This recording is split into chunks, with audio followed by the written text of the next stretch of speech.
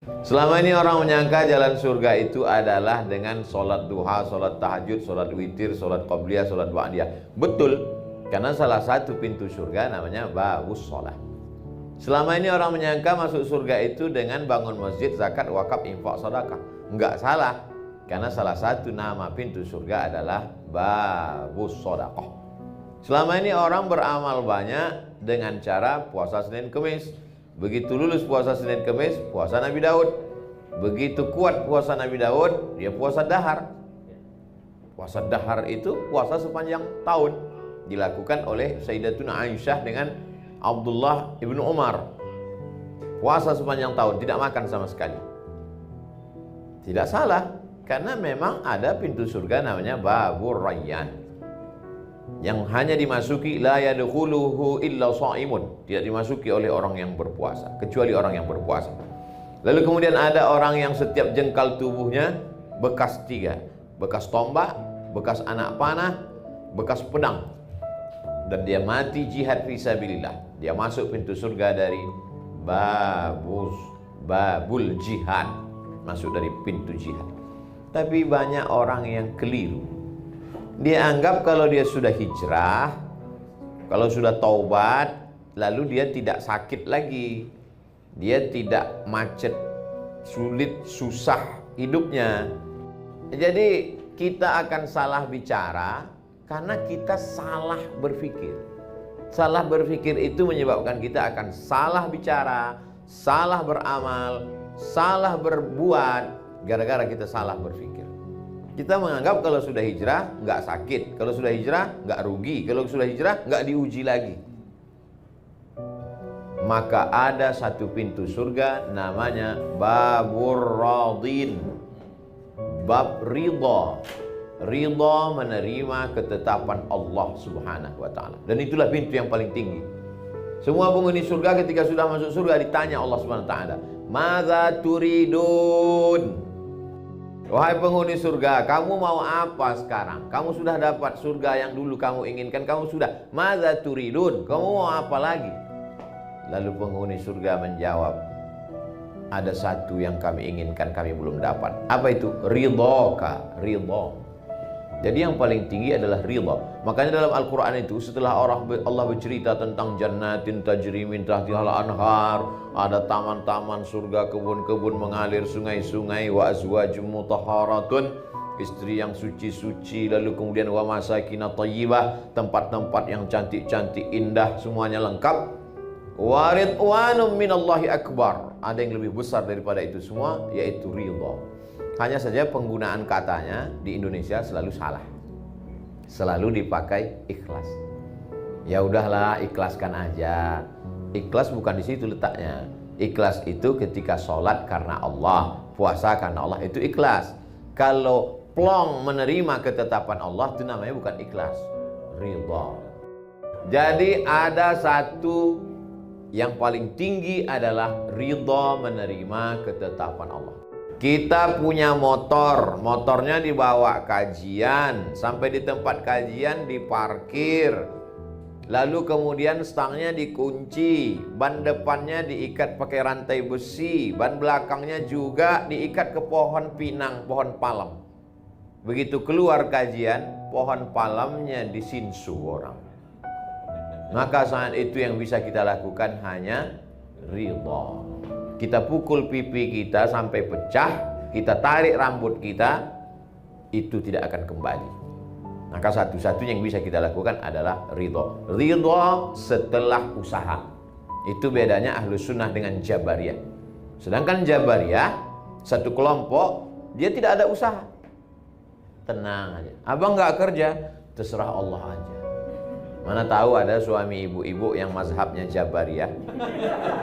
Ibu nggak usah perlu marah, diamin aja. Abang nggak kerja, terserah Allah aja. Nanti pas jam 12, jam 1 dia minta makan siang, ibu balikin. Masakan kita mana? Terserah Allah bang. Balas. Itu namanya mazhab Jabariyah. Kalau Ahlus Sunnah tidak begitu. Ada namanya al-kasbu wal ikhtiar. Kita sudah jadikan bahasa Indonesia itu ikhtiar, usaha. Setelah berusaha, ternyata tidak sesuai dengan keinginan kita, saat itu Allah ingin menempatkan kita di satu maqam. Maqam artinya level, tempat. Maqam itu tempat. Maqam Ibrahim, tempat berdiri Ibrahim. Maqaman mahmuda. Kalau kamu tahajud di waktu malam, asa ayyab'asaka rabbuka maqaman mahmuda. Allah akan tempatkan engkau di tempat yang terpuji. Maqam artinya tempat. Level kita tinggi, namanya maqam ridha, menerima ketetapan Allah Subhanahu wa taala. Sebetulnya nabi-nabi itu ditempatkan Allah di atas maqam ridha. Coba lihat Nabi Ibrahim alaihissalam. Diuji menghadapi ayah kandung Azar, tapi menghadapi Abi. Kalau menghadapi Abu biasa, tapi kalau menghadapi Abi, bapakku sendiri, maka itu makamnya tinggi. Dan Ibrahim ridha menerima itu. Apakah ridhonya dia menerima makam Abi itu lalu dia berhenti berdakwah? Tidak. Ibrahim tidak berhenti berdakwah. La illam tantahi, kalau kau tidak berhenti mendakwahi aku, hai Ibrahim, la arjumannaka, ku lempar kau pakai batu sampai mati. Wahjurni maliya, tinggalkan aku untuk waktu yang lama. Apa jawab Ibrahim? Salamun alaika, selamat untukmu wahai ayahku. Sa'astaghfiru laka rabbi, aku tetap mintakan ampun untukmu kepada Allah. Innahu kana bi hafiyya, Allah selalu mengabulkan doa-doa. Kita boleh kaya hari ini, tapi kalau kita mati semuanya tinggal. Yang kita bawa adalah salat. Inna awwala ma yuhasabu fil 'abdu yaumal qiyamati salatuhu. Yang pertama kali dihisab adalah salatnya. Man taraka sholata muta'ammidan, siapa yang meninggalkan salat secara sengaja, faqad kafara jihara, kafirlah dia secara nyata. Neraka jahanam tempatnya.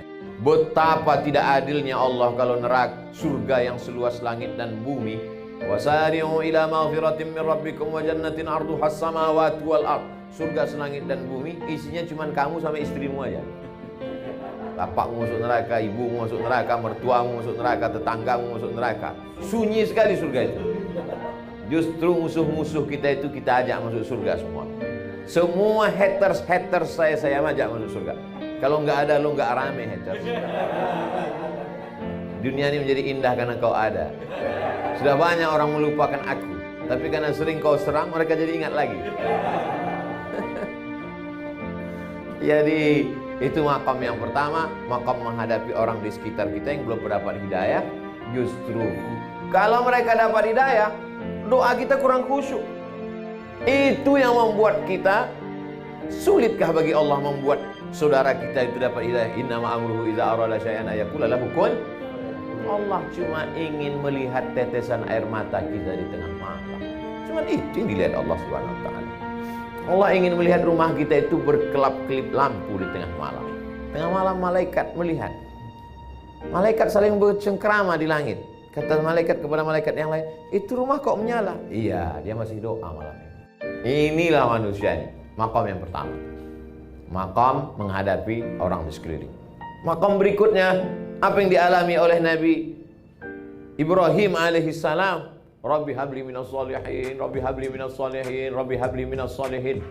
Ternyata Allah mau tunjukkan kuasanya. Setelah umur Ishak 13 tahun, 86 tahun umur Ibrahim, lahir Ishak. 86 tambah 13, 99 tahun umur Ibrahim, baru lahir Ishak.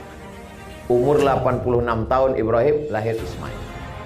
Setelah umur Ismail 13 tahun, 13 tambah 86, 99 tahun umur Ibrahim, baru lahir Ishak. Bahasa Arab Yithak, bahasa Ibrani Yitzhak. Yithak artinya ketawa.